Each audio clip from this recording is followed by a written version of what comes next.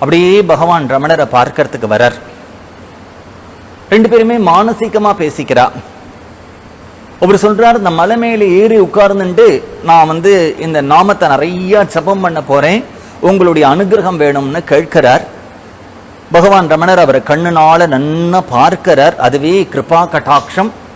அவர் சொன்னதை தான் ஏத்துண்டா மாதிரி தலையை ஆற்றார். பப்பா அந்த திருவண்ணாமலை மலையில உட்கார்ந்துட்டார். ராத்திரி பகலா அந்த நாமத்தை ஜபம் பண்ணினார். நாமத்தினுடைய பரிபூர்த்தியான நிலையில அவர் எந்த ராமநாமத்தை ஜபம் பண்ணினாரோ அந்த பிரபு கோதண்டபாணியா அவருக்கு தரிசனம் கொடுத்தான். கோதண்டபாணியா தரிசனம் கொடுக்கும்போது அவர் சொல்றாரு, இது தியானம் இல்லே, கனவு இல்லே, உங்களை நான் பார்க்கிறா போல பிரத்யட்சமா பார்த்தேன்கிறார், எழுதியிருக்கார்.